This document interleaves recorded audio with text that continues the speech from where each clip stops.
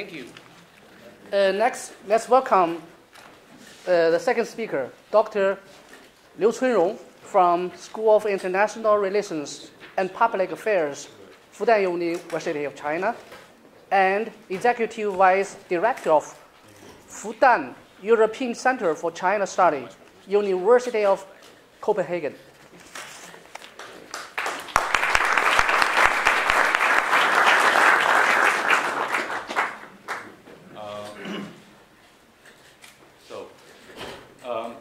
I can start. Thank you, Chair.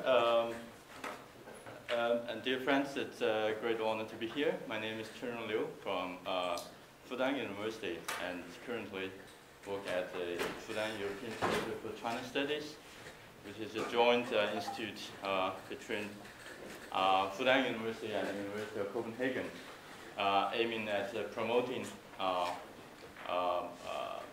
more balanced China studies in the European context. So I really enjoy and appreciate the rich insight offered by Madam Zafularu, which I agree very much. I think it's important to put this new initiative in a broader context so that we can gain a more balanced understanding.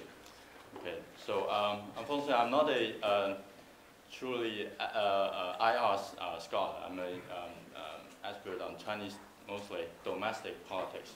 But I would join this discussion to offer some Chinese perspectives.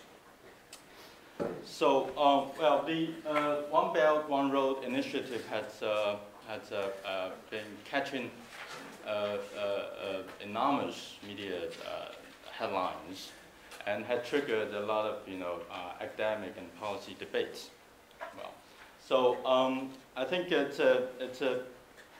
not because it's a romantic, simply because it's a romantic initiative. It is romantic because it's based in a traditional legacy that Chinese civilization has been engaged with Western civilization. But it's simply because it's such a massive, comprehensive scheme that would profoundly reconfigure the relationship between China and the world, and would have far-reaching impact in the 21st century global society. So basically, we cover over 60% of world population, and as we just heard, two major funding mechanisms or financial infrastructure has been established. So, and last month, the central government of China also issued an action plan. So several priorities has been articulated, including, well, not just build roads and build, infrastructures. It is also build, cultural ties and build institutions. So, but still, if you look at these, different stakeholders' response to this initiative, this One Belt, One Road has been framed and envisioned in different ways. Okay. I think there is still a very significant cognitive gap there. So, well, for many countries, of course, it's in line with Chinese government's expectation. This is a big good news because it would provide a new dynamics for economic cooperation. And it could be regarded as a new type of inclusive growth, which the Chinese government has been trying to promote. So there are some congruence there. So, but on the other hand, you find a lot of some skeptical views or even anxieties both on major powers, big powers, and small countries. For example, there has been a very prevailing view. Well, I think it's with some Cold War thinking or mentality, which think that this is a kind of geopolitical ploy. China has some hidden agenda there, and it's kind of a Chinese version of martial law. Well, there are a lot of substantial differences there, I would say. Maybe we can discuss later. And some would really worry about this initiative could cause a kind of over dependence on China. So is that too China-centric? Ambassador Liu just mentioned that this is not this is a platform proposed by China, but it's not dominant by, will not be dominant by China. China cannot dominate such a huge scope of countries. So there may not be such kind of strategic intentions. So there's a lot of debates there, okay, I would say. And so I think I will join this discussion in the next 10 minutes. I would like to highlight two issues. Okay, I will focus on the driving force of this One Belt, One Road initiative, and I would like to highlight what I call the dual nature of this policy initiative. On the one hand, we may regard One Belt, One Road initiative as a strategic response to a practical challenge in contemporary world, in China also. There is a crying demand for infrastructure investment. So it's a kind of crying demand for public goods. So this is a new form of public goods provision. Okay. And on the other hand, well, I also tend to think that these policy schemes have demonstrate a kind of a normative dimension. Okay, so I really like Madam Zablaru's view. There is a kind of cultural elements there. Okay, so this proposal can be viewed in that context can be viewed as a normative action. Okay, which try to build a kind of interconnectivity. So I would argue that the concept of interconnectivity has been a central concern of China's foreign policy making, including domestic policy making. Okay, so this is in line with Chinese traditional philosophy, because the philosophy focuses on the importance of relation. The knowledge, the welfare, even power can be viewed as stemming from relations. Okay, so you don't get a knowledge and fortune and welfare without a encompassing, inclusive relation. Okay, and then I will identify several practical challenges lying ahead of this in the implementation of this grant initiatives. So, as also highlighted by the speaker just now, much conventional views has been preoccupied with the thinking, geopolitical thinking or geoeconomics thinking. So try to interpret that this is an effort to, as kind of counter measure reacting to U.S.-Asia policy. Okay, we know that there has been some kind of strategic realignment in the Asia area in China's neighboring countries. Okay, so if you look at the TPP negotiation, China was more or less excluded. The world's second largest economy was excluded. So Chinese, proposal for this, One Belt One Road initiative has been interpreted by many scholars in this way of thinking. And some economists also think that this initiative is a response to try to externalize or exporting China's overcapacity, industry capacity. Okay, we know that there has been a kind of, the so-called Chinese mode model development. It highlights or featured, infrastructure investments. So especially in sectors like civil construction, so they need to externalize. Okay. And similar views can be found. Some financial analysis observers think that China want to, diversify this, the use of, $4 trillion US dollar foreign currency reserves. Well, there could be some interesting points there, but I think I completely agree with Madame Zapolaro's view that a kind of geopolitical thinking would be insufficient or even misleading. Okay, so let's tend to look at the realistic challenge in China's development and Asia's development. That is, there's a huge lack of infrastructure. And if the Chinese policy elites or policy leaders, Chinese political leaders, perceive this kind of gap, then we take actions accordingly.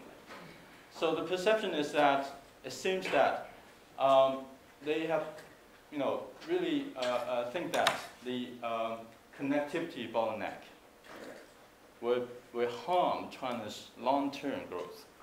Okay, because if your neighboring countries cannot grow, in the long term you cannot grow. Okay, just like in a systematic thinking. So this is the data from ADB. Shows that there's a huge gap of infrastructure investment in 2010 and 2020. Okay, so it is such huge, such enormous that no single country can fill in the gap. No public authority, no private sectors. It needs concerted efforts. Okay. And this is exactly the lesson China has learned from its own experience. Okay. So many empirical research has reviewed that countries with solid infrastructure investment or facilities will be more resilient in dealing with crisis, economic crisis. Okay. And without sufficient connectivity and diversity could become a problem instead of asset to a society.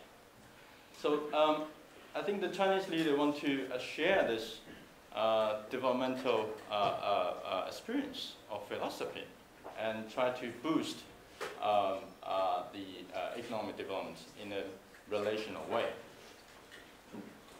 The second aspect of this duality is that what I what I mentioned just now is a kind of normative action.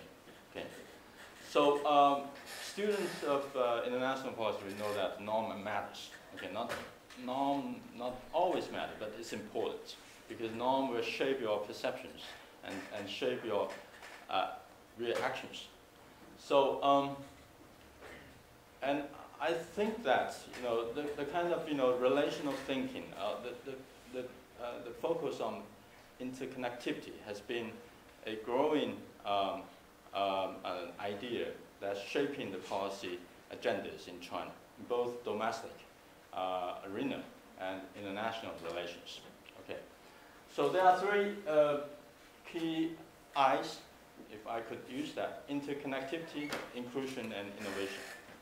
Okay, so but interconnectivity means that development is not possible without free flow of resources. Okay. So you need free flow of resources and ideas. Okay. A kind of practice exactly happened in 1,000 years ago, the old version of Silk Road. And you need to make the development more inclusive. So you cannot exclude others. Okay. So that's why the Chinese foreign policy has a strong norm or principle, that is, they build partners instead of allies. Okay.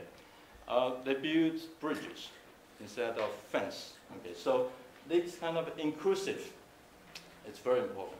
Look at the innovation. Well, if you look at China's, let me give you a quick example that Chinese political ideology has been innovated all the time. In the very beginning, focused on class struggle, then you innovated into bring back the harmony, the value harmony, become harmonious society, from class struggle to harmonious society. So it's a tremendous change. So it's quite adaptable and so shows that innovative thinking, it's important. So if you look at the policy key, again, put this initiative in a broader picture. Look at other policy areas like how China deal with major power relations. Okay, Chinese government, the official discourse is new type of major power relations. Okay, basically try to avoid conflict, confrontation, and war between a rising power and established power. Okay, or between a rising power or declining power. Okay, so if you look at China's domestic urbanization, new type of urbanization. Well, there has been a lot of problems there. Like you urbanize space instead of people, but the government is trying to explore something new, doing experiments. Okay, so fortunately, China is big enough to do experiments. Okay, so I think this is, if we understand One Belt, One Road initiative in a broader picture like this, we can better understand there are some normative consideration there. So China's in terms of foreign policy, in dealing with, there are two critical domains here. One is how to deal with major power relations, and the other is how to deal with the neighboring countries, relations with neighboring countries. So, One Belt, One Road policy has been a strategic idea to build up a so-called community of common destiny or common fates. Okay, if we look at President Xi Jinping's visit in Pakistan, he really emphasized this kind of thinking. So, having said that, I would like to highlight several challenges. So, a project like this will not be implement in a very smoothly way. So, of course, there have been so many complexities and challenges, both domestically and internationally. So, I think in this One Belt, One Road, this region, there have been so many variable uncertainties, political risks. So, I'd like to highlight one thing, that there has been already so many mechanisms and institutions built in this area. Even China has developed a lot of economic corridors here. So one real challenge is how to coordinate these existing mechanisms and institutions and networks. So how can you manage this overlapping and sometimes make them real complementary? This is a big challenge to the Chinese government and also the participating countries. Okay. And I think the key is, well, some kind of competition is good, because if no mechanism is perfect, like Asian Development Bank, World Bank, mechanism from them is not perfect. So competition or overlapping of this mechanism may be good. But the key is to manage this existing institutions and to identify linking points. And I think China should be an important linking point so that the system could be function in a very sustainable way. And much comment has talked about political risk associated with terrorism and also the quality of government, the political stability. Okay, which definitely posed consequential challenges to many stakeholders there. Okay. And I think the issue of economic nationalism is also an important factor that should be observed. And I think in domestic arena, there are three key challenges here. I would say there has been a huge demand for policy coordination. Okay, Chinese government, so many political scientists observing China think that China is a fragmented authoritarianism, which basically argue that different sectors, different functional departments in the central government and local government, they cannot coordinate. They cannot make jointly actions, which is to some degree capture the real feature of Chinese decision-making process. So in dealing with this huge project, how to make policy coordination, a small leading group has been established. So managing such big, huge MAC projects implies that you need a strong leadership. Okay, so and also look at the central-local government relations. Look at the new form of public-private partnership, because you need to incentivize. You need to mobilize the local government and also private sectors to actively involve. Okay, so you cannot have a game without players. So who are the players? Okay, who are the domestic players? So if China wants to, instead of being a free rider, being a free driver, but who will be the passengers? Okay, so these are the questions that really are laying ahead of this project. So to conclude what I observed, I think this is really an unprecedented initiative.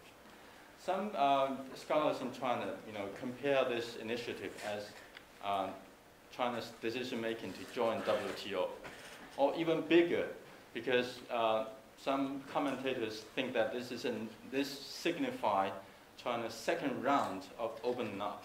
You're now trying to open up in this way. Okay, so, but in the short and medium term, I would say this initiative would definitely generate new dynamics and economic cooperation in this area, and it will create a kind of new economic cooperation zone in the world. So, but in the long term, well, there are so many, we cannot predict so much. But think about Chinese, conception of interconnectivity. Okay, think about the messages that carried by the philosophy of interconnectivity. That welfare and economic growth is based on relation, based on inclusion, instead of kind of co-war thinking.